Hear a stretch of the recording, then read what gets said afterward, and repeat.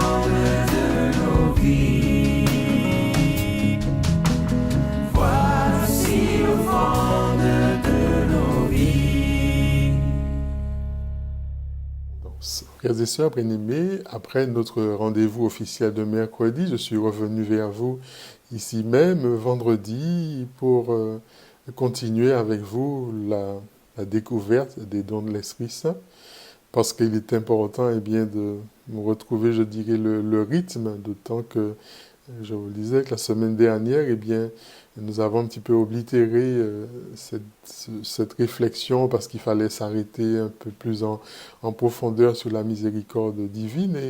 Et vendredi, j'ai eu la joie de méditer avec vous autour du don de piété filiale. Don de piété filiale qui nous a permis de redécouvrir cette notion de filiation et de nous réconcilier avec ce que saint Thomas d'Aquin a appelé nos principes d'être, ces principes d'être qui sont ces personnes, c'est Dieu d'abord, nos parents, nos maîtres, et même la patrie, en tout cas toutes ces personnes qui nous ont permis de nous façonner, qui nous ont donné bien, tout ce qu'il fallait pour être ce que nous sommes aujourd'hui.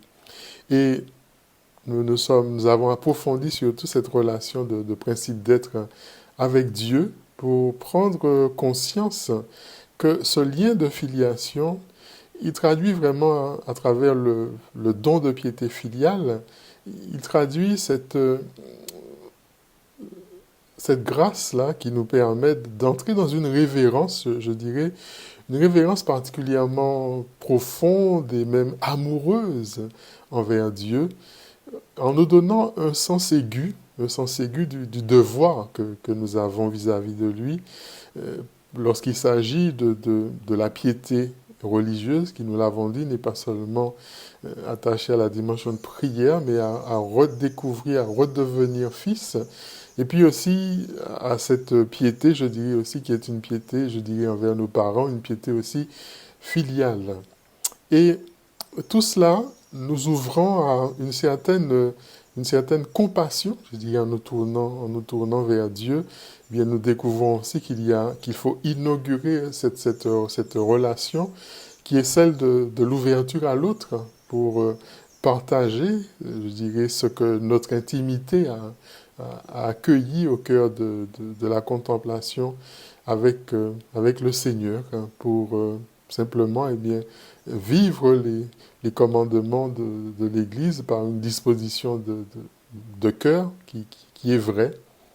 Donc il faut tenir à la fois les deux, comme on l'a vu, rester attaché pleinement à Dieu, mais aussi attaché aussi aux hommes. Alors bien que ce don de piété, nous l'avons vu, peut être orienté vers la contemplation, en tout cas c'est Anselme qui nous invite à vivre cela. Il n'en est pas moins que c'est aussi un don, je dirais, d'action, c'est-à-dire qu'une disposition plutôt à l'action, à une action, je dirais, envers Dieu, et par ricochet, eh bien, envers aussi le prochain. Donc cette piété, c'est vraiment cette disposition d'âme à l'amour, donc aussi à la contemplation et aussi à la charité. La piété, c'est une ouverture totale de notre cœur à la détresse, cette détresse des autres, à leur apporter notre aide du mieux que nous pouvons, à leur apporter aussi notre pardon. Donc cette piété, elle est tournée vers Dieu et nous ramène toujours aux hommes tout simplement par l'amour, cet amour de Dieu. La piété, elle est aussi tournée vers les hommes et, et nous avons vu qu'elle va nous permettre de produire des actes à la fois envers eux, mais ces actes envers eux glorifions Dieu. Voilà un petit peu le résumé de ce que nous avons découvert la fois dernière. Vous pouvez toujours revoir en tout cas cette vidéo précédente pour approfondir ou encore pour découvrir, pour ceux qui viennent nous rejoindre aujourd'hui sur ce parcours. N'oubliez pas que vos questions, n'oubliez pas que vos remarques, que vos suggestions sont toujours les bienvenus parce que c'est ainsi que nous grandissons ensemble, c'est ainsi que nous avançons. Donc n'hésitez pas. N'hésitez pas seulement à liker comme on dit sur YouTube, mais surtout à vous exprimer. Alors aujourd'hui, nous allons nous atteler à continuer en force même, avec justement ce don de force. Alors je vous invite à rester connectés. Je reviens vers vous tout de suite.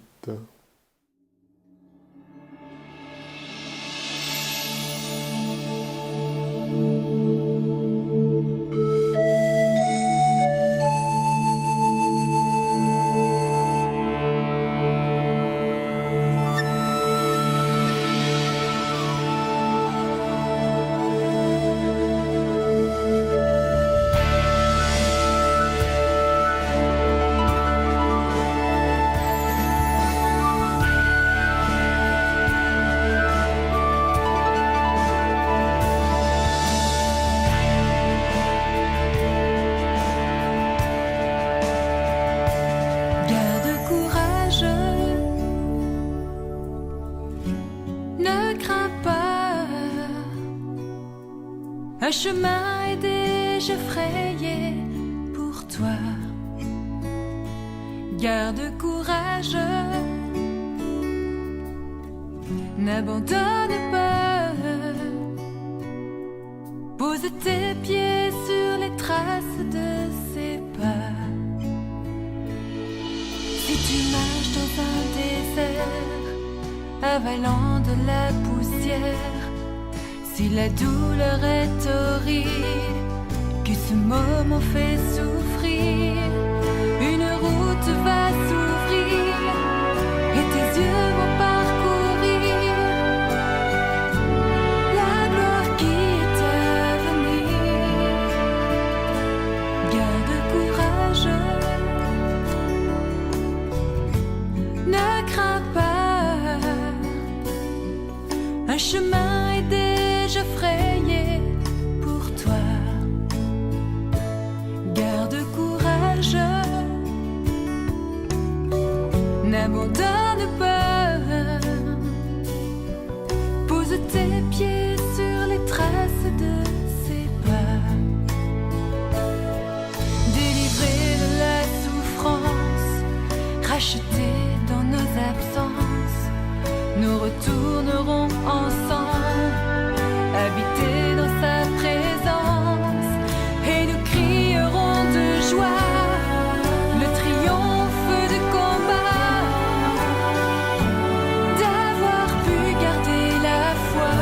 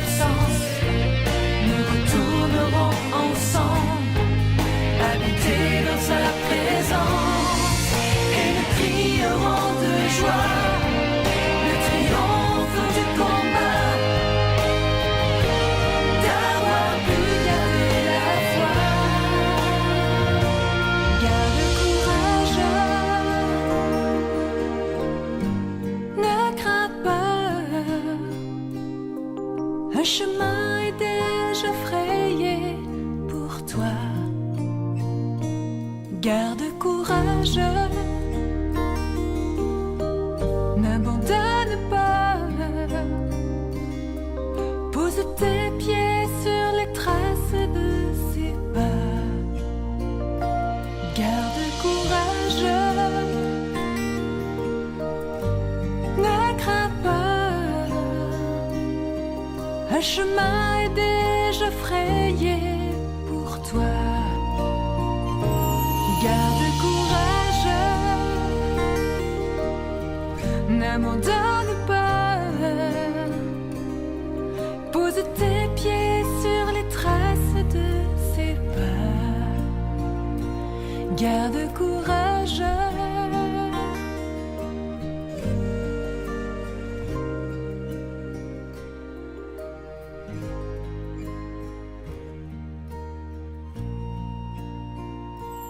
Garde courage.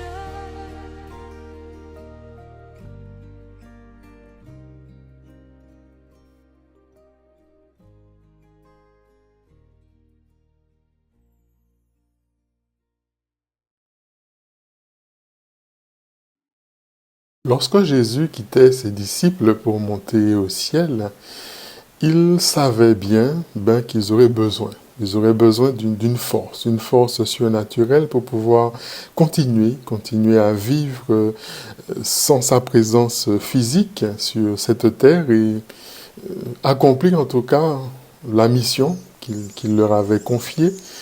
Et c'est pourquoi il leur avait promis, il leur avait fait cette promesse. Et moi, je vais envoyer sur vous ce que mon Père a promis. Quant à vous, demeurez dans la ville jusqu'à ce que vous soyez revêtus d'une puissance, une puissance venue d'en haut. Luc 24, 49. Il leur a dit encore, eh bien, vous allez recevoir une force. Quand le Saint-Esprit viendra sur vous, eh bien, vous serez alors mes témoins à Jérusalem, dans toute la Judée et la Samarie, et jusqu'aux extrémités de la terre. Nous trouvons ça aussi dans le livre des Actes des Apôtres, chapitre 1er, le verset 8. Alors, on constate que la différence de leur comportement après qu'ils aient reçu puissamment et surtout pleinement le Saint-Esprit, parce que avant ils étaient vraiment craintifs, et après ils étaient pleins d'enthousiasme, pleins d'assurance, en tout cas pleins de courage, parce que la peur qui les enfermait dans le cénacle les avait quittés, et lorsque les chefs religieux les menaçaient et les jetaient en prison, en tout cas leur faisaient toutes sortes d'atrocités, en tout cas on voyait leur détermination, une détermination qui ne faiblissait pas. Et je vous laisse une série de références pour aller méditer: Acte 4, 18, Acte 5, 25, Acte 5, 41, entre autres. Et l'apôtre Pierre lui-même, qui n'avait pas eu ce courage-là de confesser sa foi devant une simple servante, et il est devenu en tout cas ce témoin, je dirais un témoin intrépide du Seigneur, après qu'il fut rempli justement du Saint-Esprit, parce qu'il n'a pas hésité à affronter avec courage cette opposition, toutes ces menaces des chefs religieux, des Juifs même. Et nous voyons véritablement que, si on prend le temps de s'arrêter au passage des Actes des Apôtres, comment le Saint-Esprit, eh bien, communiquait ce courage, communiquait cette sagesse, communiquait cette foi, cette force qui était là, une force surnaturelle, et cette puissance en tout cas de ces dons à tous ceux qui témoignaient, qui n'avaient plus peur de témoigner de Jésus, et qui annonçait justement cette bonne nouvelle, cette parole, et il transformait, en tout cas le Saint-Esprit, les dons transformaient les timides en témoins, remplis justement de cet enthousiasme. Et je pense que Jésus aussi nous appelle à être ses témoins. Il nous invite aussi aujourd'hui à être ses témoins devant des personnes, peut-être parmi lesquelles, eh bien, nous vivons, mais souvent, eh bien, nous ressentons notre faiblesse. Souvent, nous sentons timides, craintifs, maladroits, un peu comme moi, là, qui est un peu hésitant à vous partager tout cela. Et comme Timothée, nous avons besoin de force, nous avons besoin d'amour, nous avons besoin de sagesse. Alors, il n'y a qu'une chose à faire, c'est-à-dire demander à Dieu. Demandez à Dieu avec foi, avec persévérance, de nous donner justement cette force qui vient d'en haut, de nous donner cet amour, de nous donner cette sagesse qui vient de son cœur. Et le Saint-Esprit, mes amis, est donc un esprit de force. Un esprit de force qui nous communique cette force de Dieu. Et dans tous les domaines, je dirais, de notre vie chrétienne, nous déplorons cette faiblesse, parce que nous avons besoin de cette force-là de Dieu. Et lorsque chacun de nous sommes tentés, lorsque nous cédons souvent aux convoitises, lorsque nous avons en nous ces mauvais désirs dans notre chair, eh bien, nous réalisons cette résistance-là, cette résistance personnelle qui est insuffisante. Nous n'avons pas suffisamment d'énergie.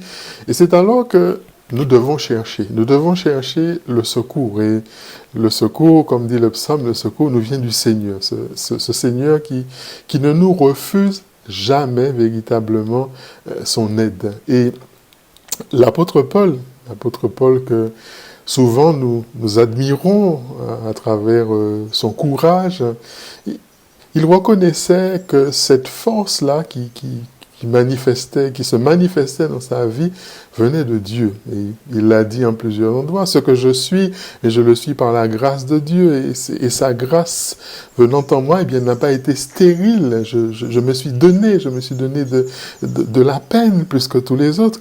À vrai dire, dit-il, eh bien, ce n'est pas moi. C'est tout simplement la grâce de Dieu avec moi. C'est ce qu'il dit dans 1 Corinthiens 15, 10 par exemple. Et puis il poursuit. Il m'a déclaré, le Seigneur, ma grâce te suffit parce que ma puissance donne toute sa mesure dans la faiblesse. C'est donc très volontiers, eh bien, dit Paul, que je mettrai plutôt ma fierté dans mes faiblesses, afin que la puissance même du Christ, eh bien, fasse en moi sa demeure, dit-il. Nous pouvons lire ça en 2 Corinthiens 12, le verset 9, et il poursuit encore. C'est pourquoi j'accepte de grand cœur pour le Christ, eh bien, les faiblesses, les insultes, les contraintes, les persécutions et les situations qui sont angoissantes, dit-il, parce que lorsque je suis faible, c'est alors que je suis fort. Vous retrouvez cela dans 2 Corinthiens 12, 10. Et il poursuit encore. C'est pour cela que je m'épuise à combattre. Vous voyez, à combattre avec cette force du Christ dont la puissance agit en moi. Ça, c'est Colossiens 1, 29. Et puis, il rajoute, parce qu'il veut nous encourager, et puis puisez votre énergie dans le Seigneur, dans la vigueur de sa force, nous dit-il. Et enfin, puisez votre énergie dans le Seigneur et dans la vigueur de sa force. Revêtez l'équipement de combat. Cet équipement de combat donné par Dieu, afin de pouvoir tenir contre toutes les manœuvres du diable. Car nous ne luttons pas, dit-il, contre des êtres de sang, contre des êtres de chair, mais nous luttons bien contre des dominateurs de ce monde des ténèbres, dit-il, des principautés. Nous luttons contre des souverainetés. Nous luttons contre l'esprit du mal, les esprits même, dit-il, du mal qui sont dans les régions célestes. Alors pour cela, dit-il, prenez l'équipement de combat donné par Dieu. Ainsi, eh bien, vous pourrez résister. Vous pourrez résister quand viendra le jour du malheur. Et vous pourrez tout mettre en œuvre à ce moment-là pour pouvoir tenir bon. Oui, tenez bon, dit-il. Ayant autour des reins le ceinturon de la vérité, portant la cuirasse de la justice, les pieds eh bien, chaussez-les de l'ardeur pour annoncer l'évangile de la paix. Et dit-il, ne quittant jamais le bouclier de la foi. Ce bouclier de la foi qui vous permettra d'éteindre toutes les flèches enflammées du mauvais, du diable. Prenez le casque, dit-il, le casque du salut. Prenez le glaive de l'esprit, c'est-à-dire tout simplement la parole de Dieu. Et en toutes circonstances, que l'esprit, oui, que l'esprit, dit-il, vous donne de prier, vous donne de supplier. Restez éveillés, dit-il. Soyez assidus à la supplication pour tous les fidèles. Nous pouvons lire ça en Éphésiens 6, le verset 10 à 12. Alors, reconnaissons, sœurs et frères, notre besoin. Il n'y a pas de plus grand danger que de croire, eh bien, que nous pourrons, eh bien, nous en sortir par nous-mêmes, par nos propres forces, par nos tours de gesticulation. C'est le piège, ce piège dans lequel le malin, il veut nous attirer. Soyons donc conscients de notre besoin, parce que ce n'est pas notre force qui prévaudra. Et nous le savons, c'est pas moi qui le dis, vous connaissez ce texte, ni par bravoure, ni par la force, mais par l'esprit du Seigneur, le déclare le Seigneur de l'univers. C'est ce que Zacharie nous fait chanter, Zacharie 4, 6.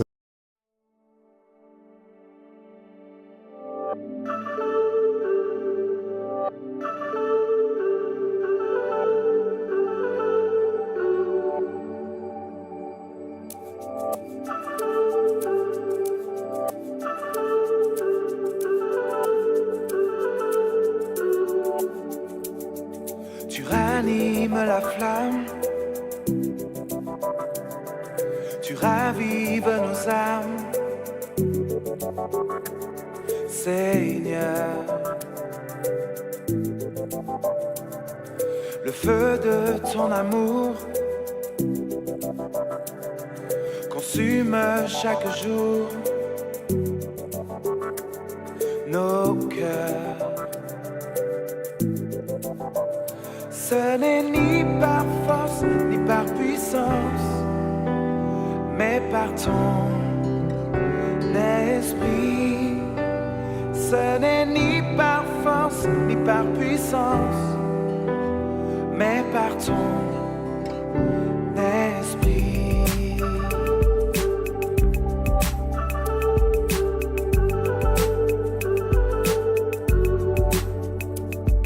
Tu libères ta présence, bouleverse notre existence, Seigneur. Tu souffles sur nos vies, un vent qui fortifie nos cœurs. Ce n'est ni par force, ni par puissance, mais par ton esprit. Ce n'est ni par force, ni par puissance, mais par ton esprit. Abba, Père, nos cœurs sont unis. Abba,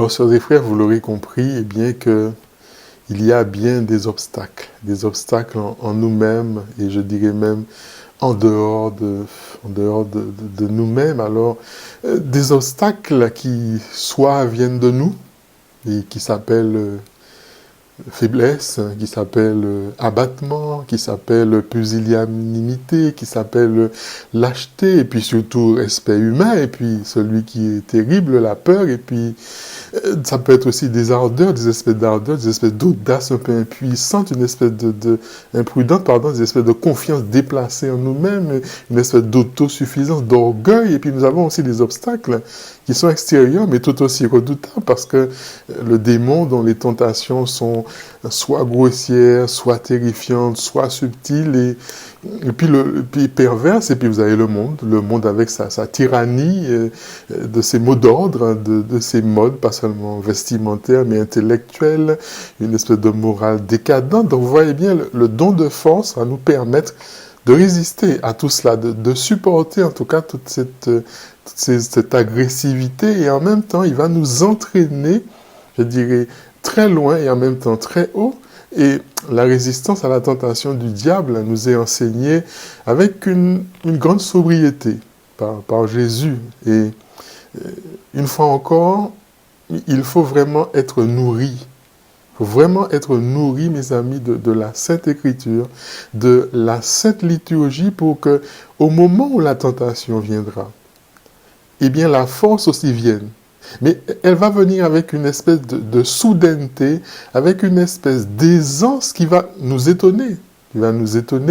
Ça peut être un verset de l'Évangile, par exemple, qui va refaire surface. Par exemple, à qui aurions-nous, Seigneur, tu as les paroles de la vie éternelle. Ou bien encore une parole d'une des épîtres de Paul, c'est si Dieu est pour nous, mais qui donc sera contre nous? Et vous voyez, ces versets-là qui vont ressurgir, je dirais, au temps nécessaire, au temps opportun, eh bien, vont nous armer. Elles vont nous armer contre l'atmosphère, je dirais, qui va nous envelopper, l'atmosphère qui précède l'atmosphère aussi dans laquelle nous sommes, et l'atmosphère qui suit, parce que, eh bien, on ne sera plus plongé simplement dans la mélancolie, dans le trouble, dans les ténèbres, mais on aura cette capacité, ce jaillissement de vie. Alors, cela dit, il est important de bien comprendre cette notion de force.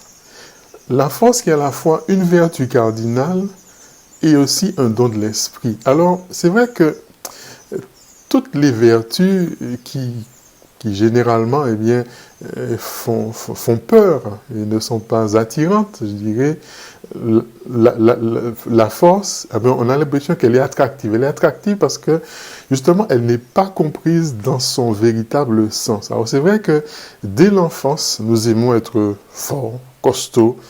Peut-être d'ailleurs, je pense que c'est la première manifestation, je dirais, de puissance dans les cours de récréation. Et faute de l'être lui-même, eh bien, vous savez que le petit garçon menace pour se défendre en claironnant que son papa est le plus fort. Donc, vous voyez, la force, c'est quelque chose qui nous séduit, et elle est celle qui rend le corps, je dirais, on pense que c'est celle qui rend le corps invincible, et qui n'hésite pas, malheureusement, des fois, à utiliser la violence pour pouvoir régler ses comptes. Alors, cette force-là, appliquée aussi au domaine de l'intelligence, elle nous fascine aussi, elle fascine bien des hommes, et particulièrement les hommes politiques, qui vont en user, qui vont en abuser, qui sont capables aussi de manipuler à leur guise, de mentir, de gouverner en trompant les personnes, parce qu'ils ont cette manière de pouvoir convaincre par la force de leurs idées, même si ces dernières, eh bien, sont des charges de poison, je dirais mortelles. C'est toutes ces espèces de grandes tribunes un peu révolutionnaires qui, à travers des paroles, envoient, je dirais, une espèce de charreté, je dirais, de guillotine, en tout cas, tous ces chefs d'État qui parlent pendant des heures et qui, d'une certaine manière, vont vous inoptiser, qui vont inoptiser véritablement leur public sans jamais, en fait, accomplir toutes ces belles promesses qu'ils nous font. Alors, Charles Baudelaire parle aussi dans un poème qu'il appelle le châtiment de l'orgueil, de docteur en théologie qui était tellement brillant que un jour il a affirmé pouvoir réduire la gloire du Christ à néant s'il le voulait, simplement par la force de ses idées, par la force de ses idées, par la force de ses démonstrations. Vous avez vu jusqu'où on peut aller ? Et ce poème de Baudelaire souligne que la raison le quitta, alors qu'il fut condamné à errer un peu comme un fou. Donc vous voyez, dès lors, il était semblable aux bêtes, dit Baudelaire, aux bêtes de la rue. Et quand il s'en allait sans rien voir à travers les champs, sans distinguer les étés des hivers, sales, inutiles, laids, comme une chose usée, eh bien, Baudelaire dit qu'il faisait des enfants la joie et la risée. Donc, vous voyez, quelqu'un très intellectuel, il termine dans la risée.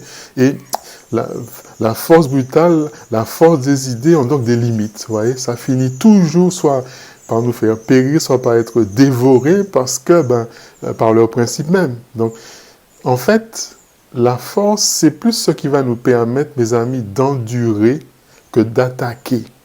C'est l'adage de Jean de La Fontaine, à travers cette morale de la fable, le lion et le rat, dit-il, patience et longueur de temps font plus que force ni que rage. Donc, c'est vraiment un don du Saint-Esprit, cette dynamique-là de la force qui nous est donnée. Et les anciens, ils révéraient la force. Ils révéraient la force parce qu'elle va de pair avec la prudence.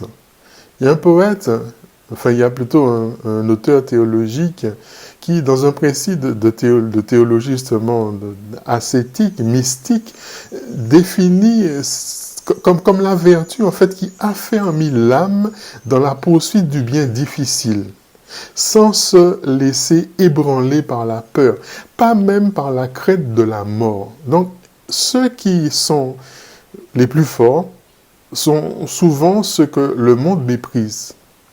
Pourquoi ? Parce que ces personnes-là sont souvent considérées comme des faibles. Les saints, les martyrs, qui n'utilisent ni la force physique, qui n'utilisent ni la force intellectuelle rhétorique lorsqu'il y a un danger ou bien lorsqu'il y a un obstacle, mais qui avancent comme Jésus. Jésus allait son chemin. Ils avancent imperturbablement, sans se soucier des conséquences pour eux-mêmes. Donc, et ils le font pour aller jusque-là, c'est aller jusqu'au bout, et c'est ça, il faut la vertu de la force.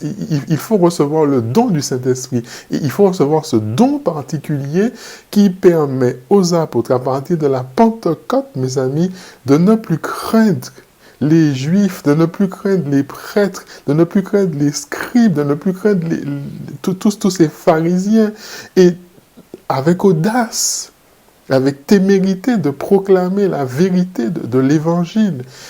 Aristote, dans l'éthique à Nicomaque, avait déjà noté que le fort ne peut être effrayé humainement. Le fort ne peut être effrayé humainement. Et ça demeure, je dirais, dans le registre humain, pour des périls, pour des événements qui sont, c'est vrai, à la mesure humaine, mais pour être véritablement, totalement libéré de toute crainte, de crainte naturelle, de crainte surnaturelle, il est nécessaire que la force, elle devienne en fait l'assise de la vertu de force. Le don de force devient l'assise de la vertu de force, ou bien qu'elle va la couronner. Et Jean de Saint-Thomas, il souligne dans un traité sur les dons du Saint-Esprit que la force, c'est une fermeté d'âme une fermeté d'âme pour affronter, pour supporter les maux graves. Or, les forces humaines, vous le savez, on l'a vu, elles sont limitées, elles sont fragiles, et surtout pour persévérer dans la lutte, et pour surmonter en tout cas multiples périls, multiples défis qui vont se présenter au cœur de notre vie et spécialement pour pouvoir parvenir jusqu'à la fin éternelle qui suppose que l'on aura échappé, je dirais, à tous ces périls et qu'on aura triomphé justement de tous ces maux, de tous ces échecs. Donc vous voyez que pour tout cela, la force, la vertu de force ne peut suffire, mais le don de force, il est tellement revêtu de la vertu d'en haut qu'il va rendre, je dirais, sienne, pour ainsi dire, la puissance de Dieu. Et il va repousser, je dirais, cette espèce d'infirmité naturelle que nous avons pour opérer par la vertu de la divinité, eh bien, ce changement dans notre vie. Ce que le don de conseil nous inspire de faire, le don de force, lui, nous aide à l'accomplir.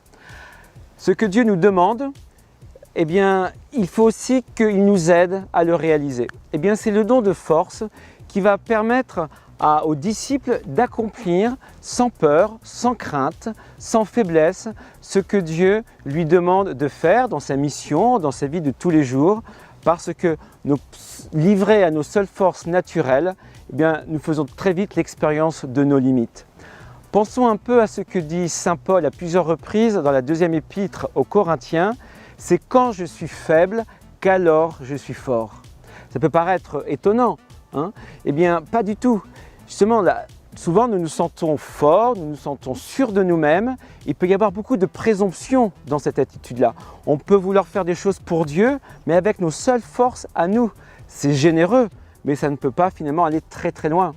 Donc à travers la faiblesse du disciple, l'Esprit Saint a comme la permission d'accomplir en lui une œuvre de Dieu en lui donnant la force même qui vient de Dieu.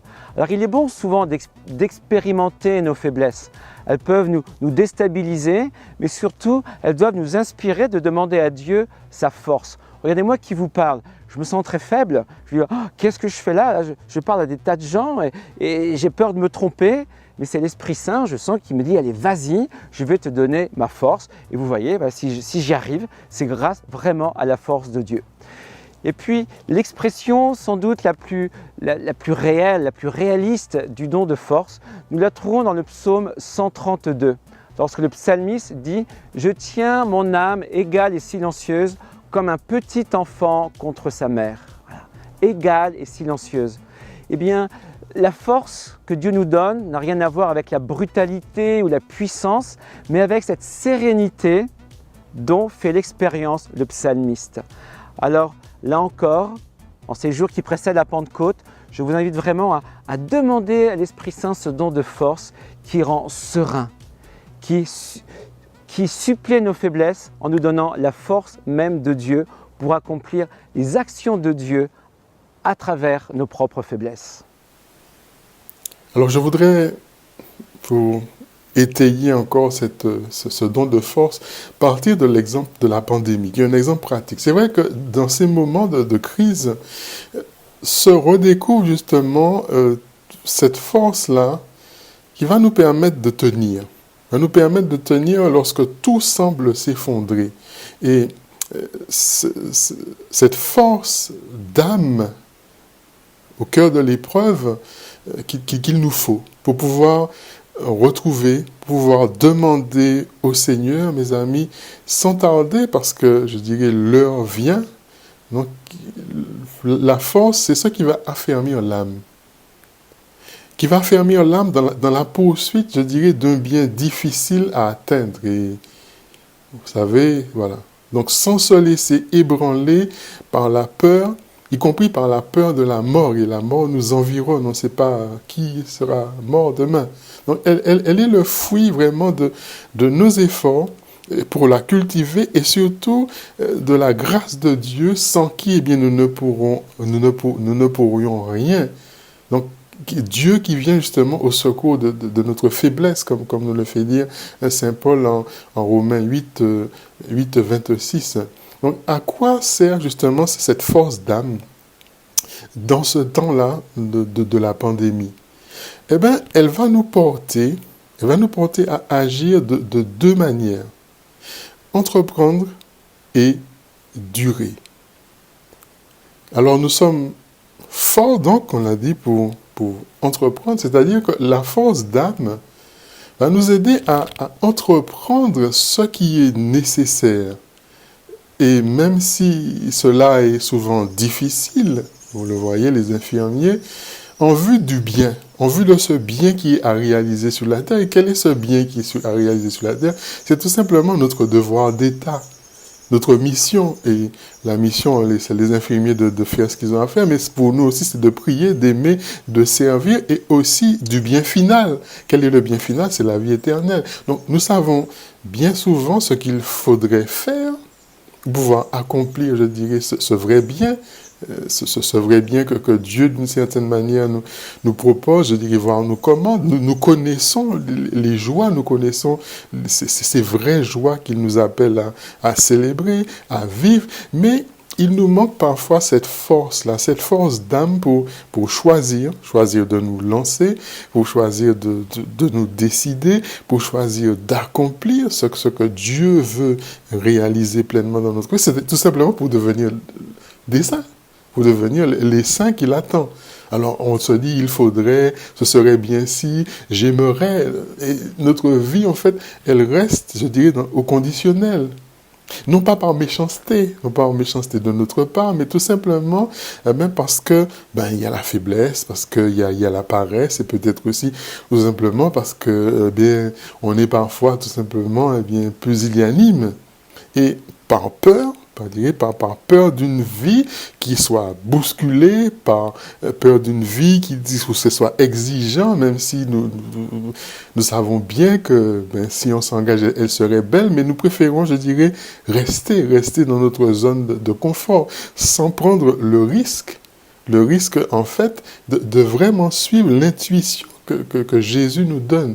Donc, il faudrait si peu de choses, mes amis, si peu de choses pour que des vies honnêtes deviennent des vies saintes. C'est simplement un plus grand amour de Dieu, simplement une plus grande soumission à sa volonté, simplement la pensée, je dirais, du sacrifice, la pensée de cette perfection-là dans les moindres petites actions que nous faisons dans notre quotidien. C'est tout.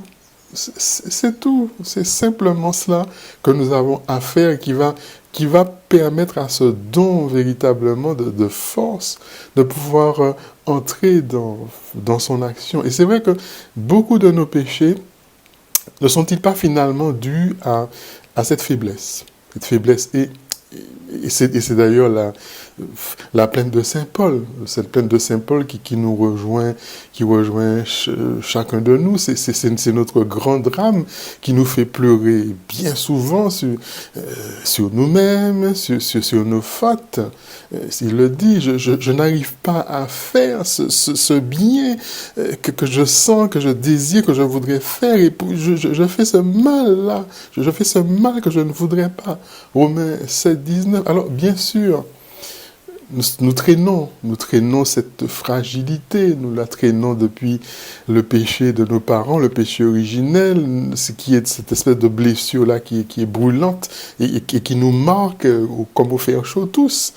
Alors, elle explique pourquoi la vie est un combat, elle explique pourquoi vouloir être un saint, ça ne peut se faire sans mener ce combat et le mener avec courage.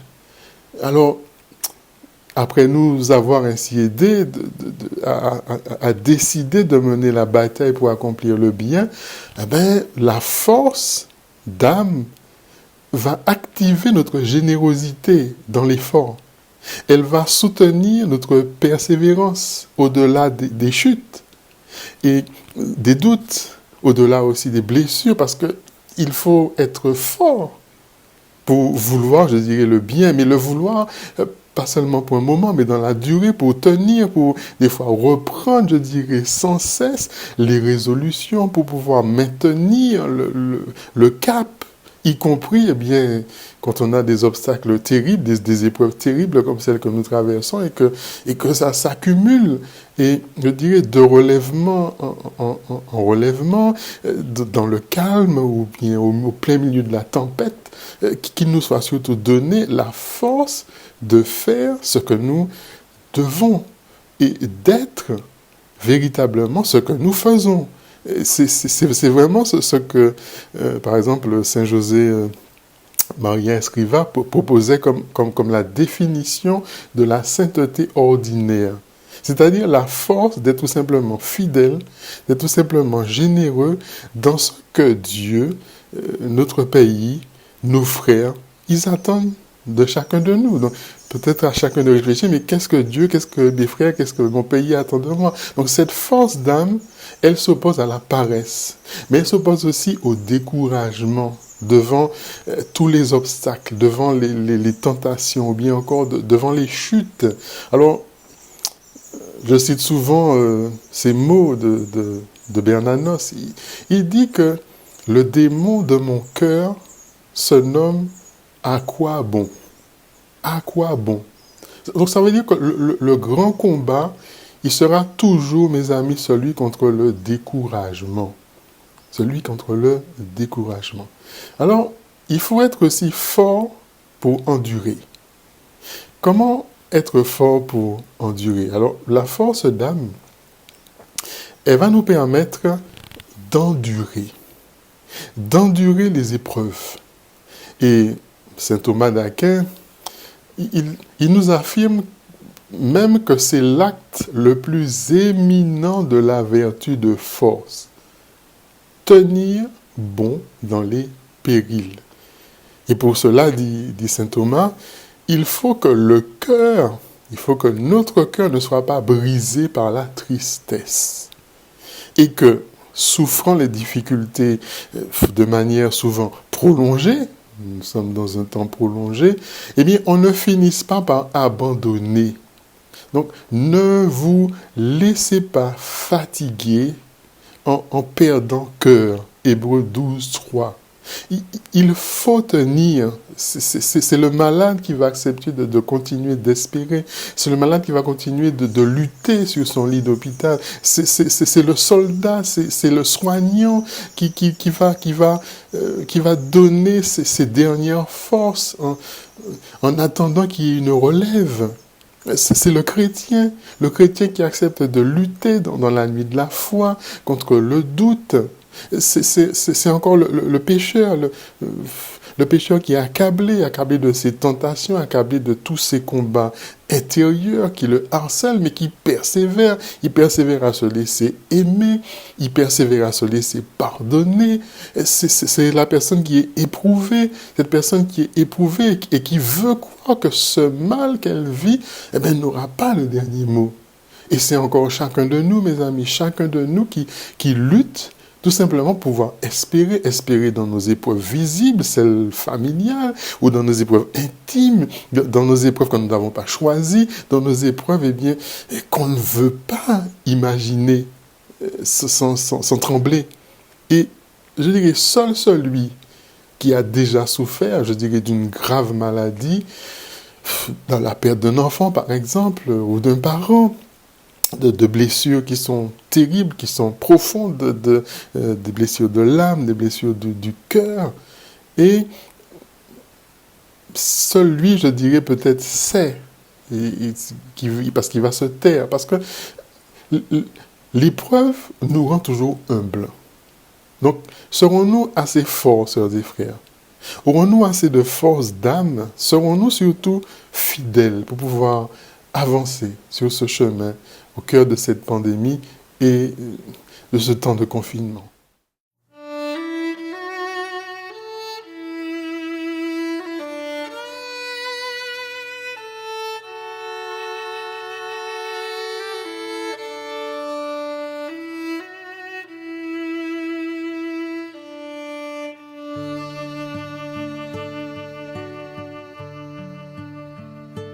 Dieu, tu es ma force, ma consolation, une lampe devant mes pas. Ta voix a triomphé de l'ouragan, remporté le combat. Tu m'offres chaque jour ton infaillible amour.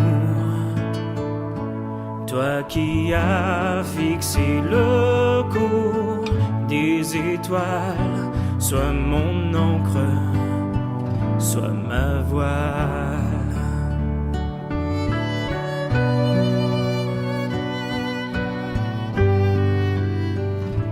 Tu étends mes ailes pour toucher les cieux, protégé par ta main. Ta grâce m'appelle à lever les yeux et suivre ton chemin. Tu m'offres chaque jour ton infaillible amour. Toi qui as fixé le cours des étoiles, sois mon encre, sois ma voile.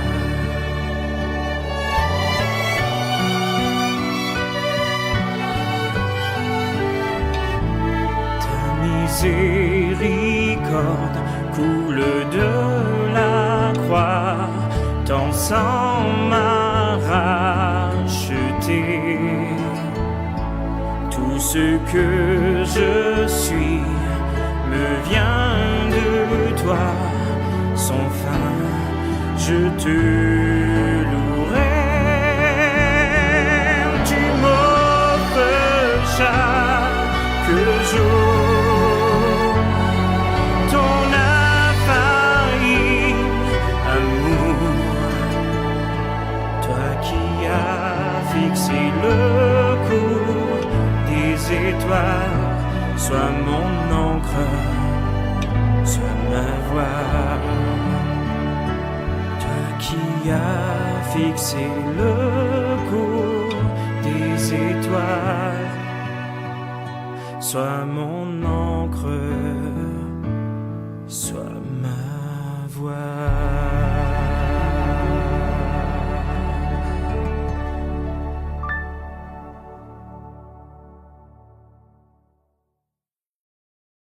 Alors, puisque la force est à la fois une vertu et en même temps un don, mais vous aurez compris que c'est une vertu à exercer, mais aussi une force à demander. Alors, c'est vrai que, comme toutes les vertus, la force d'âme, elle va grandir en nous lorsque nous la cultivons. Et ça veut dire que nous avons une part de responsabilité dans ce que nous devenons. On devient généreux en posant tout simplement des actes concrets de générosité. Ça veut dire qu'à force de les poser, eh bien, nous prenons, je dirais, l'habitude d'être généreux. Et ça devient de plus en plus facile. Donc, ça veut dire que cette générosité-là, elle va finir par marquer notre agir, par marquer notre caractère, par marquer notre personnalité. Et eh bien, c'est pareil pour le courage et pour la force. C'est-à-dire que les multiples petites occasions, je dirais, de faire preuve de plus de courage à travers nos luttes, ces luttes du quotidien, à travers nos difficultés qui nous sont offertes pour pouvoir grandir, faire grandir cette force d'âme. Et tous peuvent, je dirais, l'acquérir peu à peu afin d'être prêts. Alors, l'ordinaire prépare l'extraordinaire. Vous le savez, c'est l'ordinaire qui prépare l'extraordinaire. Donc, c'est toute l'importance du quotidien. Ça veut dire que ce quotidien qui peut nous sembler banal à nos yeux, qui peut des fois même nous sembler ennuyeux, particulièrement en ce temps de confinement, mais en même temps, qui nous prépare en fait à tous les grands rendez-vous. Comme je vous ai dit, le Seigneur a un grand rendez-vous pour nous. Je ne sais pas quand, je n'ai pas de date. Donc attention à ne pas tomber, je dirais, dans le volontarisme cependant, qui consisterait à quoi? Eh bien qu'à la simple force de nos poignets, eh bien nous allons pouvoir être assez forts pour pouvoir vivre, je dirais, comme des saints. Donc c'est le meilleur moyen de se décourager. Et c'est surtout orgueilleux. Et parce que nous oublions que nous avons besoin de Dieu. Nous avons besoin de Dieu pour être sauvés. On l'a dit la dernière fois, on ne peut pas être sauvé par soi-même. On n'est pas son principe d'aide. Donc il est normal de ne pas se sentir à la hauteur des épreuves, ces épreuves qui peuvent nous attendre. Et il est normal de faire l'expérience de notre fragilité à travers toutes les résolutions que nous pouvons prendre. Donc, qui oserait dire « je suis assez fort tout seul ». Qui peut affirmer n'avoir jamais connu la peur ou le découragement à travers ses luttes, à travers ses combats. Et c'est pour cela qu'il ne faut pas, et qu'il ne faut, je dirais même jamais, oublier que cette force d'âme est aussi, et je dirais même surtout, un don du Saint-Esprit. C'est pas seulement une vertu, mais c'est aussi un don. Et c'est, comme on l'a vu, c'est un des 7 dons, et c'est un don, mes amis, à demander, et il faut le demander ardemment, il faut le réactiver, il faut l'accueillir, je dirais même sans cesse, et tout le temps de manière nouvelle, parce que Dieu fait toutes choses nouvelles. Il faut demander la force dont nous allons avoir besoin. Il faut prier et entendre le Seigneur venir nous redire ces paroles, ces paroles qu'on aime souvent chanter, inspirées du prophète Isaïe 43. Ne crains pas, je suis ton Dieu. Ne crains pas, je suis ton Dieu. C'est moi qui t'ai choisi. C'est moi qui t'ai appelé par ton nom. Tu as du prix. Et tu as même un grand prix à mes yeux. Et je t'aime. Ne crains pas, car je suis avec toi. Toi, mon serviteur, je te soutiendrai. Toi, mon élu, que je préfère, que préfère mon âme, je mettrai en toi mon esprit. Je te comblerai de mon esprit. La personne qui sait reconnaître qu'il a besoin de Dieu, est fort. Il est fort parce qu'il n'est pas téméraire, parce qu'il n'est pas orgueilleux. Donc, penser à être fort par soi-même, eh bien, risquerait de nous faire confondre justement la force et la violence, ou encore la force et la dureté du cœur. Donc, être fort, vous l'aurez compris, mes amis, c'est accueillir cette force de Dieu. C'est reconnaître que c'est lui seul qui nous rend forts. Oui, chers amis, le Seigneur est ma force. Le Seigneur est mon rempart. À lui, eh bien, mon cœur fait véritablement confiance, nous fait chanter le psaume 27. Être fort, c'est vouloir l'être, mais à la manière du Christ. Et si vous prenez tout l'évangile, eh bien, vous verrez que l'évangile témoigne comment Jésus est fort. Et seul lui peut nous donner de l'imiter. Ça veut dire que c'est aussi suivre l'exemple de Notre-Dame. Notre-Dame qui est debout au calvaire. C'est l'exemple de Saint-Joseph que nous allons fêter bientôt, demain, je crois, après-demain, oui, c'est ça, demain, protégeant son épouse, protégeant son enfant dans la tourmente de l'exil, de l'angoisse, de la persécution. C'est-à-dire qu'il faut accepter de marcher aussi sur les pas des martyrs, sur les pas des saints, qui nous sont donnés en exemple. Nous avons, je l'espère, chacun de nous, un nom de saint. Cherchons comment il a été dans la force de Dieu. Et dans leur vie, nous pouvons contempler cette force qui n'est pas la leur, mais celle de Dieu. Cette force de Dieu qui était à l'œuvre. Enfin, il faut être prêt. Il faut être prêt, c'est-à-dire, voici l'heure vient. Je suis le premier, sœurs et frères, à ne pas me sentir assez fort. À souvent douter de ne pas être à la hauteur de ma mission. Mais je sais aussi que le Seigneur ne m'abandonne jamais et qu'il n'abandonne jamais les siens. Et vous non plus, chers amis, n'ayez pas peur. Mais ne traînons pas. Ne traînons pas, c'est-à-dire ne soyons pas insouciants parce que il faut nous préparer. Il faut nous préparer pour demain. Il faut nous préparer pour après-demain. Quand il faudra rebâtir, alors prions, prions, prions, prions vraiment. Encourageons-nous mutuellement. Et puis, choisissons, c'est-à-dire avec la grâce de Dieu, nous ferons de notre mieux. Nous ferons de notre mieux pour servir. Et puis ensuite, quoi qu'il se passe, nous savons que, que nous pourrons chanter. Nous pourrons toujours chanter un jour tous ensemble. Nous pourrons chanter particulièrement ces versets du psaume qui semblent avoir été écrits, je dirais, à l'issue d'une longue nuit au cœur de la tourmente. Je chanterai ta force au matin, j'acclamerai ton amour. Tu as été pour moi un rempart, un refuge au temps de la détresse. Je te fêterai toi, ma forteresse. Oui, mon rempart, c'est Dieu, le Dieu de mon amour. Au psaume 58.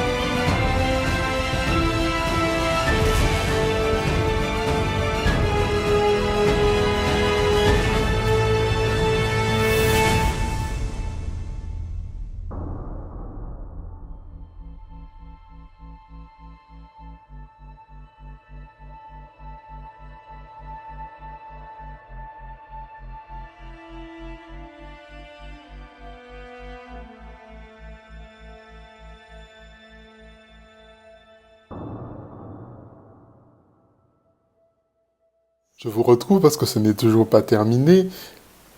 Saint Thomas, il ajoute qu'il faut être ferme dans l'adversité.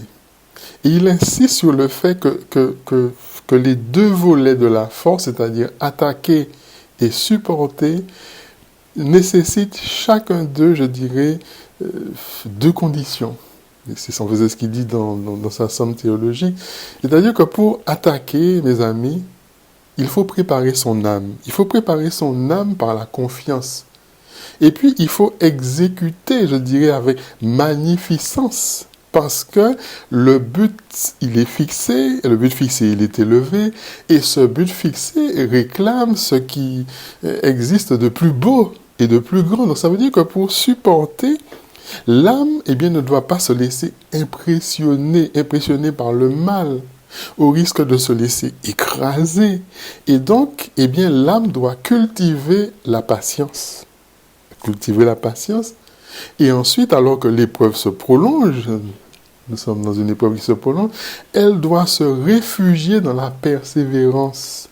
C'est-à-dire, sinon on va abdiquer. Donc ça veut dire que le découragement, c'est le principal ennemi de l'exercice de la force. Et notre époque, plus que beaucoup d'autres, quand on prend le temps de lire l'histoire, ne nous arme pas à demeurer ferme dans l'adversité, parce que on nous empoisonne en répétant sans cesse que les épreuves, elles sont néfastes et qu'il faut s'en débarrasser au plus vite, c'est-à-dire tuer la douleur, contourner les difficultés, abandonner rapidement eh bien, ce qui réclame un effort. Alors, pas étonnant que tant de personnes aujourd'hui sombrent dans ce qu'on appelle la dépression, dans ce qu'on appelle le mal-être, dans ce qu'on appelle le manque du goût pour la vie, parce que la force, c'est le contraire de cette tension, cette espèce de tension un peu constante qui transporte au-delà, je dirais, à travers les obstacles, même s'il y a un passage, même s'il y a de sérieuses égratignures. Ça veut dire que de telles victoires sur nous-mêmes vont nous aider à demeurer dans l'enthousiasme, à demeurer énergique, à demeurer, je dirais, oublieux de nous-mêmes. Et je dirais, et la mollesse et l'opiniâtreté, c'est pas compatible avec la vertu de force. Parce que la constante, cette fidélité de l'intelligence et puis de l'action, eh bien, elle n'est guère cultivée non plus aujourd'hui. C'est-à-dire que nous sommes plutôt des abeilles. Nous sommes plutôt des abeilles butineuses, étourdies par tous les nectars qu'il y a dans le monde aujourd'hui. Et nous ne savons pas ou nous ne savons plus nous poser, comme le recommande le Seigneur lui-même. Nous reposer, comme j'ai insisté beaucoup là-dessus, pour construire sur le roc et non point sur le sable. Sinon, nous serions suffisamment forts pour transporter les montagnes, pour passer les murailles. Donc ça veut dire que nous ne faisons pas ce qu'il faut. Donc ça veut dire que ce don de force va aider le chrétien à braver la triste tentation du respect humain, parce que il va nous élever, mes amis, au-dessus des considérations particulièrement mondaines. Et vous savez que c'est un dada du pape François qui nous dicterait une autre conduite. C'est lui qui va nous pousser à préférer au vain honneur du monde la joie de n'avoir point violé le commandement de Dieu, le commandement de son amour. Alors, la 4e béatitude, notamment, bienheureux ceux qui ont faim, ceux qui ont soif de la justice, c'est certainement elle qui répond au don de force. Et c'est saint Augustin qui nous dit que la force convient à ceux qui ont faim et soif. Pourquoi ? Parce qu'ils travaillent. Ils travaillent, c'est-à-dire que ceux qui souhaitent jouir des vrais biens, des biens éternels, et qui désirent éloigner leur amour, je dirais, des choses terrestres, des choses corporelles. Alors, parmi les fruits, il y en a deux. Il Il y en a deux qui répondent au don de force. Alors, quels sont les fruits? La patience, je l'ai dit. Cette patience va nous permettre de supporter les maux. Et puis, la longanimité, qui va nous permettre de rapporter à la longue attente du bien, sa réalisation. C'est ce que saint Thomas aussi nous dit dans la Somme théologique. Alors, l'Esprit Saint, il donne la force de la vie. Et ce qui est impossible aux forces de la nature devient possible et même facile par sa grâce. Nous avons en nous la force de la vie, c'est un V majuscule. Alors, quels sont les moyens, mes amis, pour obtenir ce fameux don de science? Soyez vigilants, demeurez fermes dans la foi, soyez pleins de courage et de force, faites avec amour tout ce que vous faites. 1 Corinthiens 16, 13, 14. Eh bien, la prière. Le premier moyen pour obtenir le don de force, c'est la prière. Alors, empruntons pour cela quelques versets à David, comme celui-ci, avec les anciens religieux qui disaient presque continuellement et que la Sainte Église, en tout cas, nous met souvent dans la bouche pendant l'office divin. Ô Dieu, oui, ô Dieu, viens à mon aide. Seigneur, hâte-toi de me secourir. C'est ce qu'on dit dans le psaume. Et puis, un autre. Rendez-moi la joie de votre assistance salutaire et fortifiez-moi par votre esprit souverain. Donc, la prière, sœurs et frères, la Sainte Communion, parce que c'est par la digne participation au corps et au sang de Jésus à travers ce sacrement adorable de l'Eucharistie, même si vous ne le vivez que par désir ou de manière spirituelle, que l'on va s'unir en fait à Jésus, Jésus qui est fort et Jésus qui est la force. C'est extraordinaire. Il est fort et en même temps il est la force. Il est le bras du Tout-Puissant, il est le lion de Juda. Alors, on raconte que le gouverneur Chiron, gouverneur d'Achille, nourrissait le prince de moelle de lion, d'où lui vint la force extraordinaire dont il était doué. Alors, la vérité est que quand nous prenons le Saint-Sacrement à l'autel de l'Eucharistie, eh bien, nous mangeons la chair et la moelle. Et nous buvons le sang, je dirais, du lion de Juda. C'est-à-dire qui nous rendra, qui rendra nos âmes, comme dit Tertullien, vigoureuses. Et qui va nous donner cet embonpoint divin. Ceux qui ont des difficultés avec l'embonpoint, eh bien, vous pouvez avoir de l'embonpoint divin. C'est-à-dire que nous sortons de cette table eucharistique, dit Saint Jean Chrysostome, tout aussi que des lions qui jettent feu et flamme et nous rendons redoutables aux démons. Troisième chose, c'est se vaincre soi-même. Se vaincre soi-même dans ses actions de chaque jour.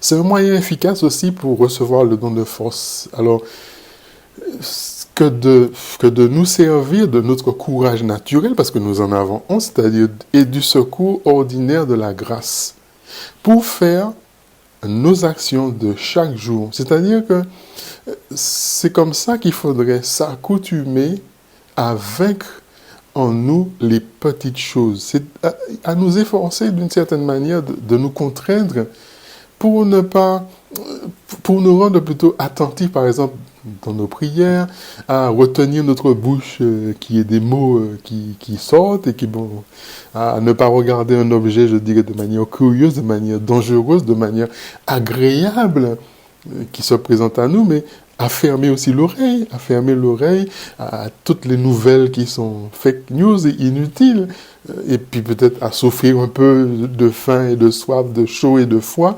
En tout cas, à s'accommoder sagement, avec, je dirais, l'humeur peut-être antipathique de telle personne, à recevoir avec tranquillité un petit mépris, à endurer, je dirais, quelques oppositions que l'on va faire à notre volonté, à notre jugement, et puis à remporter tous les jours toutes ces petites choses-là, ces petites victoires.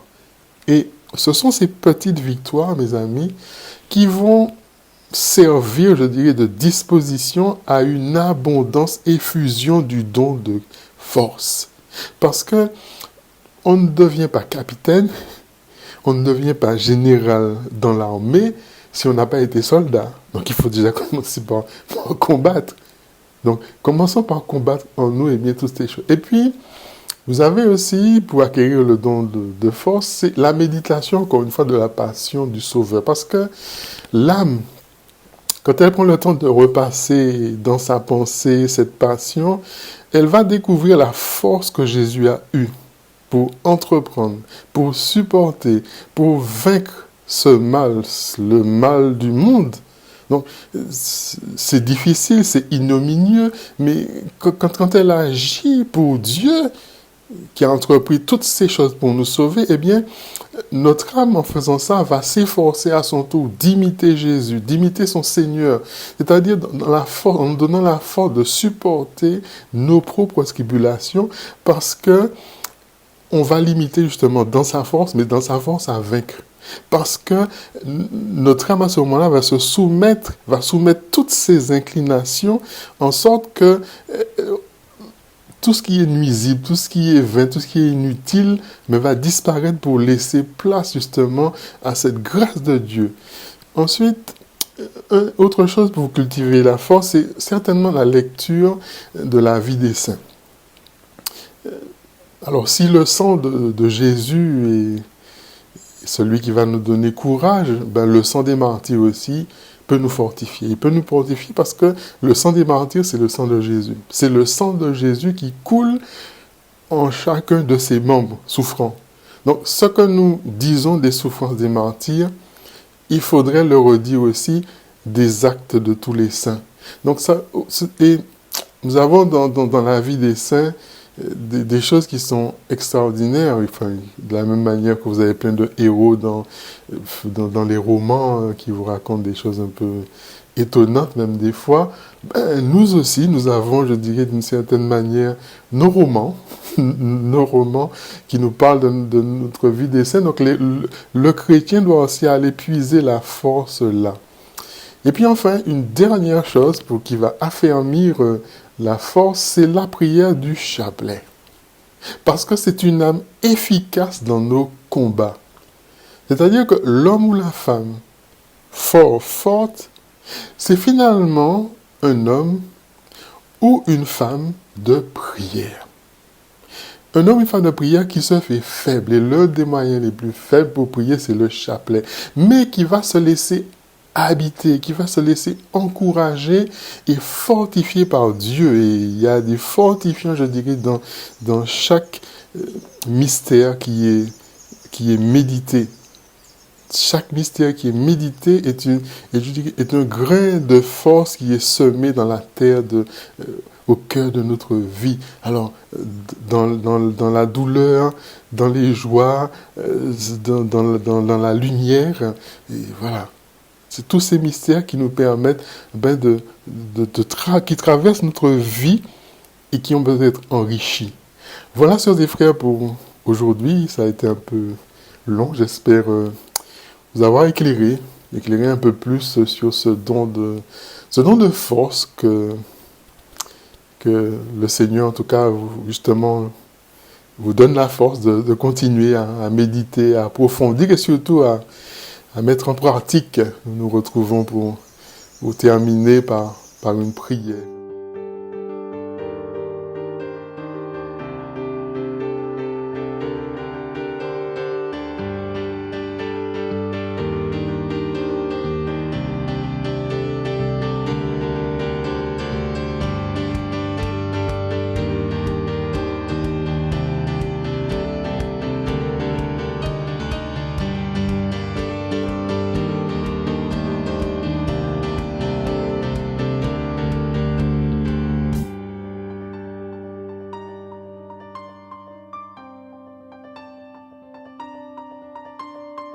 Esprit de force, esprit de vie, esprit d'amour, esprit de feu, esprit de force, esprit de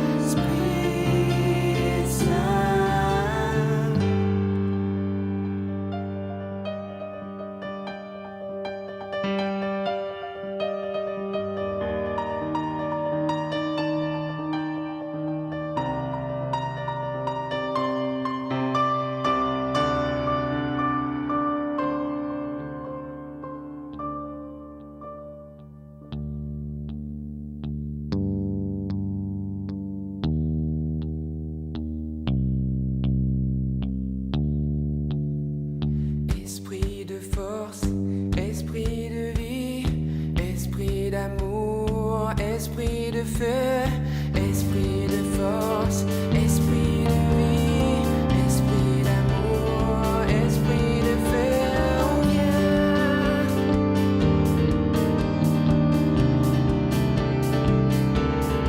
Embrasse-moi, purifie-moi.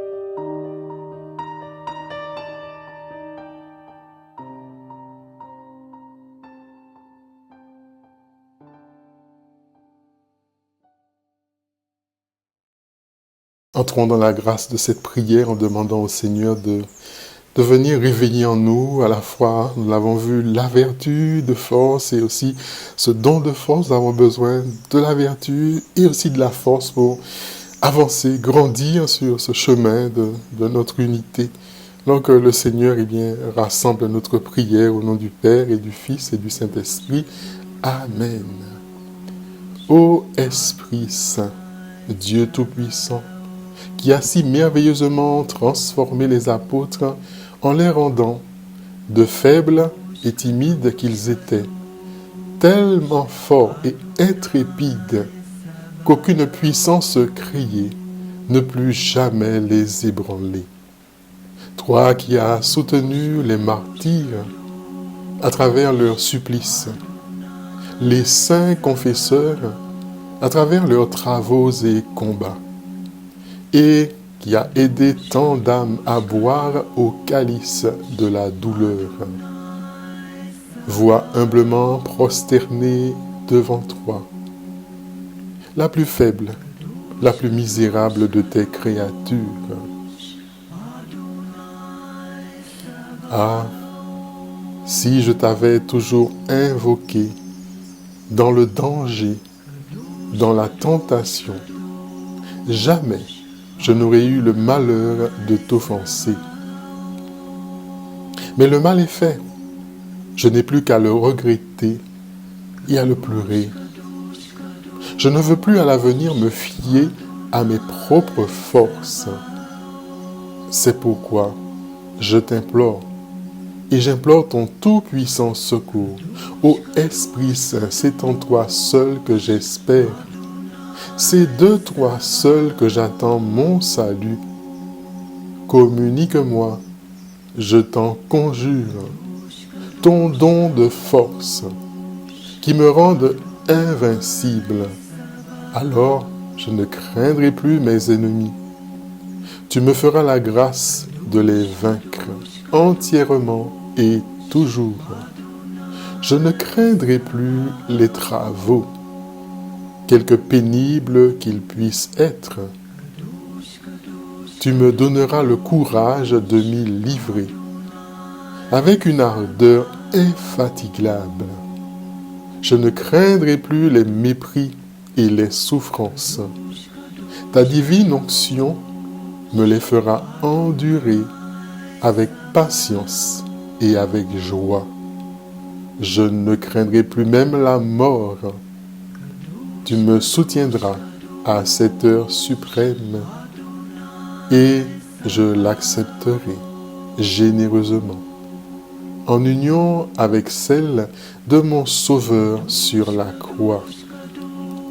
J'irai alors dans le ciel jouir des fruits glorieux de mes travaux, de mes souffrances et de mes combats. Tout l'honneur en reviendra à toi, ô Esprit Saint, ainsi qu'au Père et au Fils. Je t'en bénirai éternellement avec la multitude des anges et des saints. Ô Marie, toi qui es la femme forte et la chaste épouse du Saint-Esprit, obtiens-moi le don de force. Amen. Et voilà mes amis, je vais vous donner la bénédiction au nom du Seigneur, qu'il descende encore en abondance sur vous, qu'il vous accompagne au cœur du confinement, en renouvelant en vous sa force, au nom du Père et du Fils et du Saint-Esprit. Amen. Je vous souhaite une belle semaine avec Jésus. Je vous rappelle que sur le site des fraternités, vous avez toujours à votre disposition les différentes méditations pour chaque jour. Donc vous pouvez aussi continuer à grandir, à approfondir votre foi et puis à revenir, à chercher encore et à aller plus loin à travers ce que nous avons partagé encore. Donc à bientôt. Soyez bénis.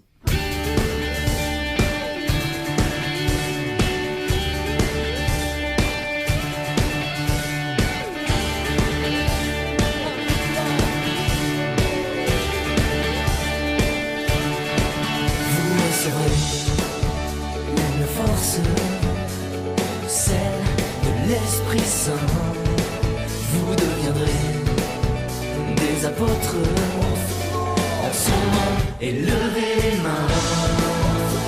En son nom, élevez les mains. Viens Saint-Esprit embraser les nations. Viens Saint-Esprit sur cette génération. Viens Saint-Esprit embraser les nations.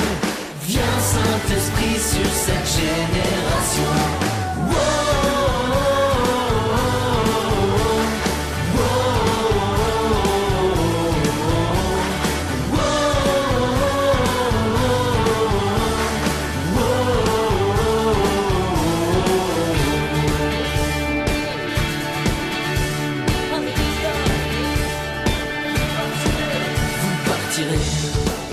Sur les routes, proclamez Jésus est la vie, et vous n'aurez aucun doute. Embrasé par le Saint-Esprit, embrasé par le Saint-Esprit. Viens Saint-Esprit embraser les nations. Viens Saint-Esprit sur cette génération. Viens Saint-Esprit embraser les nations. Viens Saint-Esprit sur cette génération.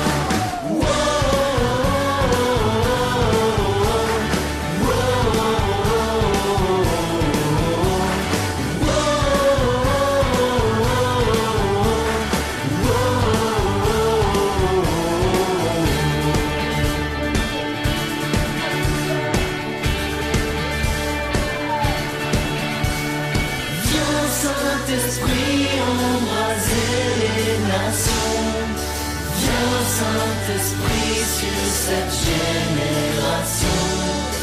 Viens Saint-Esprit embraser les nations. Viens Saint-Esprit sur cette génération.